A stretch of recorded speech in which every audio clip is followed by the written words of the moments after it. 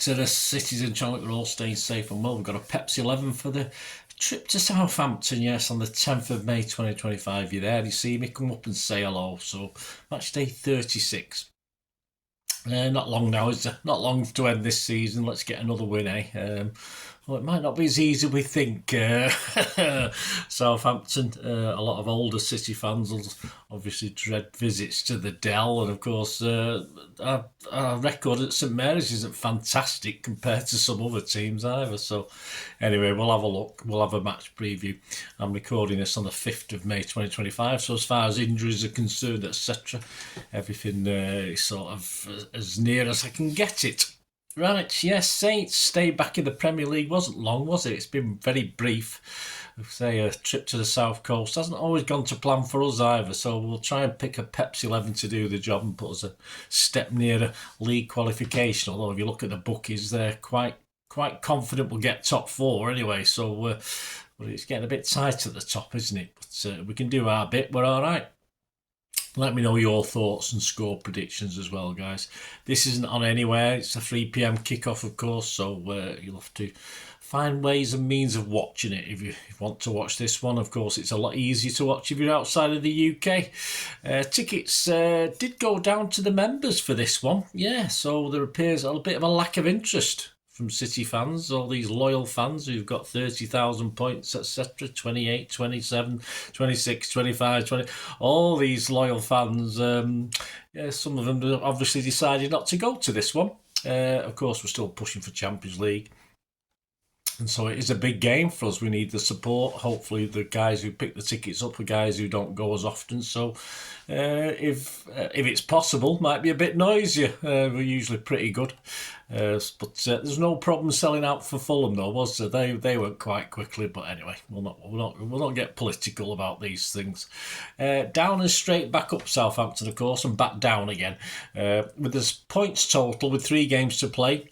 Matching the worst ever, of course. Derby County's 11 points, almost 20 seasons ago. I think it was back in 2008. It's all right, so not a little bit short, 20 years ago. So anything picked up over the last 3 games by Southampton will be cheered and sort of cheer up a depressing season for them and their fans, really. The last 6 games they've played, they drew at home to Palace 1-1. They lost away at Tottenham 3-1. Lost at home to Villa 3-0, and they drew away at West Ham 1-1. West Ham are falling apart a bit, aren't they? Fulham beat them at St Mary's 2-1, and they lost just recently at Leicester 2-0. Of course, Leicester also down. So just the 2 points from 18 games. So yeah, last time at fellow relegated Leicester, they never really put up too much of a fight. I did watch a bit of the game. It wasn't fantastic, but Leicester thoroughly deserved the win. And of course, that defeat meant they would be guaranteed bottom spot. Which isn't great, is it? 2 wins and 5 draws has been their only positive league return this season.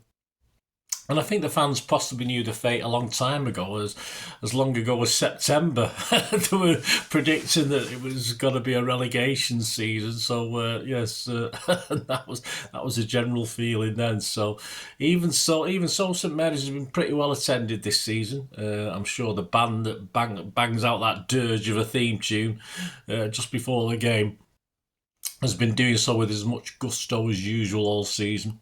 Of course, they did have Ivan Juric, who took over in December. But of course, the Saints manager merry-go-round continued, and on the 6th of April, Southampton were relegated to the Championship with 7 games remaining and became the earliest team to have ever been relegated in Premier League history. With the earliest to get relegated with 7 games left. That's what I said. Juric, of course, left as manager after he reached an agreement with the club. I think they told him to do one. Simple as that. And of course, in charge at the moment.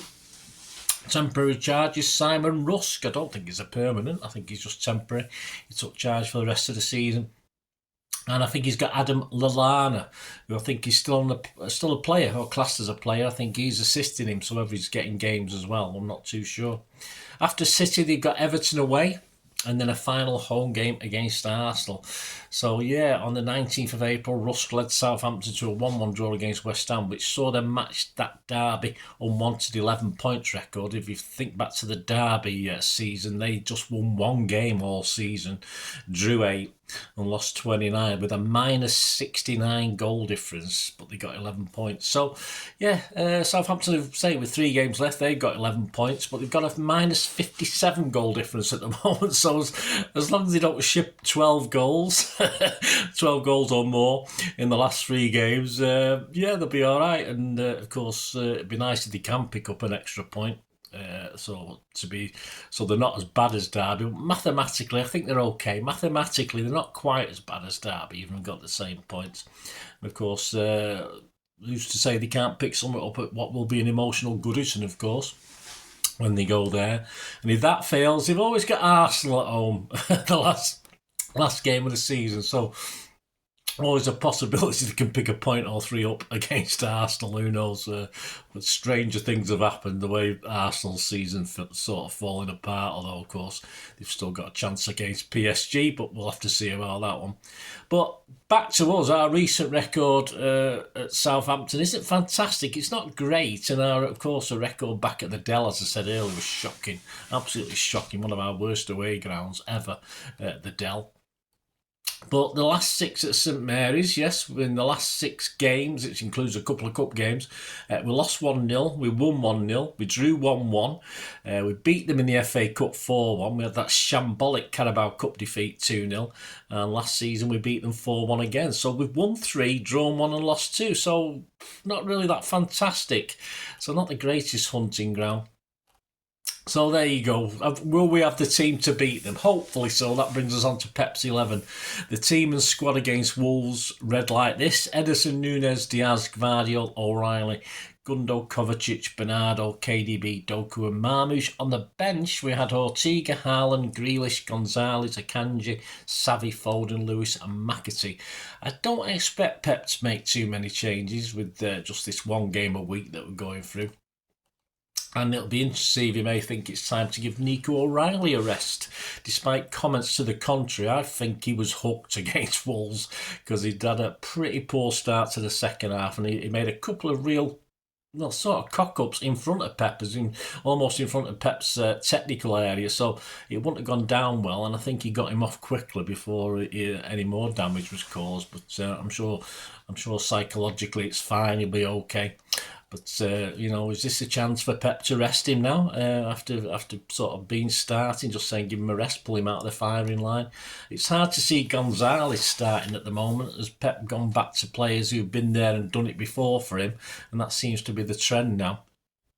So the only reason I can see for Gonzalez playing is off the bench. I can't see Pep starting him just at this point in time. He's that sort of DM role that he brought him into play. He's sort of put that on the back burner at the moment, and it's a shame because he's done little wrong. And let's face it, the defence, if it hadn't been for the woodwork, we perhaps need a little bit of help in front of that defence, and we're not getting it at the moment from the unks, if you like, or the guys he's putting in there.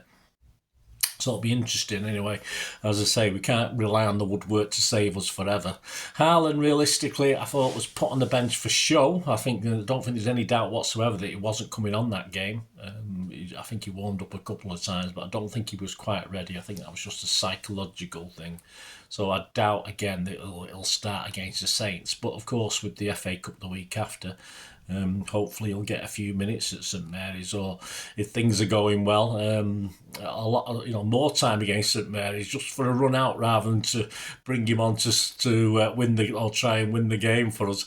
Will Pep do a Savvy Doku switch? I'm not sure. It's hard to imagine that both will play while Sterling's not on the pitch. So just a straight swap. Will he give Doku a rest and put Savvy, even though Doku's been playing really well? Maybe a possibility. Nunes, of course, was a real hodgepodge against his old employers last time, so perhaps there's a chink of light for Lewis for this one as well. And of course, if Kanji's fancied, he can play. He can play on the right. He can play at the back as well, and still keep his centre half partnership going. Though I will be surprised again if Kanji starts this one. I think he'll try and give him some minutes. I think Pep will want to get a sort of a decent lead at Southampton to allow the changes, of course, but that might be easier said than done. And he'll, of course, have half an eye at least on next week's FA Cup final.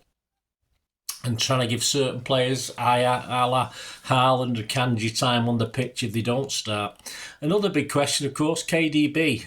If he's fit enough to start the last 4 games, he wants to, I'm sure he does. We all want him to start the last 4. Can he and will he? That's the problem. And likewise, what will happen with Foden? If Pep's not seen enough in training from Phil, is his season as a starter now firmly over? We're just going to see him as a bit part player if needed. So weighing up all that, I'm just going to go with 2 changes to the Wolves game. I got 9 right against Wolves. I'm hoping to get at least 8 with this one. So, as I say, there's certainly, this team isn't particularly what I would start personally, but I'll try to put Pep's head on, which isn't easy. So I'm going to go with Ederson, Lewis. I think Lewis will get back in it. Diaz, Gvardiol and O'Reilly. Give O'Reilly another chance. I think psychologically he's got to start him again. Gundo, Kovacic, I just don't think Gonzalez is going to get into this. Bernardo and De Bruyne, so exactly the same midfield he did against Wolves. And up front, I've gone Marmoush, but I've gone Savvy instead of Doku. I'll say I would personally put Doku in myself, but I think he might start Savvy in this one. And then that would leave the subs bench: Ortega, Haaland, Grealish, Gonzalez, Akanji, Doku, Foden, Nunes and McAtee. So a strong bench if he wants to switch things around. So there you go. My starting 11: Ederson, Lewis, Diaz, Gvardiol, O'Reilly, Gundo, Kovacic, Bernardo, KDB, Savvy and Marmoush. Let me know your thoughts, guys. It's all about opinions, isn't it? It'd be great to have your opinion. Predictions. Andy Morrison's prediction. He said, I don't think this will be an easy 3 points. Many pundits might predict. Well, you think it will by the scoreline, mate. Anyway, Southampton were as good as down months ago, but now it's official and they have changed managers. They will look to give their fans something as they build towards next season. There'll also be a lot of negativity around St Mary's. Yeah, I mean, the fans have been with him, but I mean, they've been going a good long time before the end in most games because they've been getting beat, but who can blame them? I mean, we got nothing to crow about, have we, at the Etihad? But they don't want to go down, said Andy, with an equal worst ever points tally. They don't, and they've still got a chance of getting at least a point out of the next 3 games, as long as it's not one against us. That said, we have too much quality and too much to lose by not winning, very true, and I don't expect anything other than 3 points for us. So he's saying it's not going to be easy, but he's predicting a 4-1 for City. So there you go. There you go. He gets there's 10-1 in a place on that. Generally 9s at the bookies. I'm going to go for a shutout. I'm going to be brave and say we're not going to let a goal in. We've done quite well recently, haven't we? So I'm going to go for 3-0 for City. Fingers crossed. No disrespect, Southampton. We just, if Villa can beat you 3-0 at your place, I'm sure we can. You can get an 8-1, but generally it's 15-2 on that. And some other odds, please, when the fun stops, stop. Be gamble aware, guys. Be careful always when you're putting the pennies on. These are odds as at the 4th of May 2025. City are now, well, the bookies are expecting us to make top 4. We've gone from 3-10 on to 1-10 on. So the bookies are totally certain that we're going to make that top 4. Let's hope so. Other popular scorelines: a 2-0 City win is 7-1, you get 15-2 in a place. A 2-1 City win is 8-1, you get 10s in a place. A 4-0 City one is 11-1. A draw, so the first opportunity for you Southampton fans, if you have faith in your team, a 1-1 draw is 12s, you get 14 in a place. And if you fancy a Southampton win, why not? If you're a Southampton fan, you've got nothing to lose. Well, it's a free hit, as they say, because not much more could. All right, it'd be nice to finish on more than 11 points, but at the end of the day, does it really matter that much? It's not going to make anything better, is it? And you get in the record books as having the joint lowest points. There's nothing wrong with being in the record books for being rubbish. We've done it enough in the past ourselves. You can get a 2-1 Southampton win. That's the first one that comes up for Southampton, and you can get 28-1 on that, or 30s or 33-1 in a place as well. So for Southampton fans, fill your boots. If you just want to go on the match odds, Southampton fans, you could probably fill your boots again. City are 2-9 on. Is that respectful to Southampton? I think that's a bit disrespectful to Southampton, 2-9 on, considering our previous journeys there. Of course, everything says we should win this, but yeah, I think the bookies have been a little bit disrespectful, which means, Southampton fans, you've got some nice odds on a draw and a win. You can get 11-1 on a Southampton win. You can get 6-1, so you can Dutch it. A draw or a win, why not? Why not? I'd risk 50p on that, but there you go. I wouldn't risk 50p on City at 2-9, that's for sure. There you go, guys. Anyway, that's the odds. I say be careful and be gamble aware, guys. Always never bet what you can't afford. Simple as that. It's just keep it for fun. Yep, next up, player ratings. Of course, I'm going down to Southampton, so they'll be out on the Sunday here, so obviously I won't be back till late on Saturday, so I'll do the player ratings show on the Sunday. The story of the game will be out on the Monday, for you, so enjoy that. And yeah, the Pepsi 11 for the FA Cup final, I'm working on Wednesday next week of doing that, but I might get it out like I have done with this on the Tuesday, so I'll see if there's any sort of dodgy sort of thoughts about injuries and stuff like that. But I'll get the Pepsi 11 for the FA Cup final, hopefully. At the earliest next Tuesday, at the latest next Wednesday.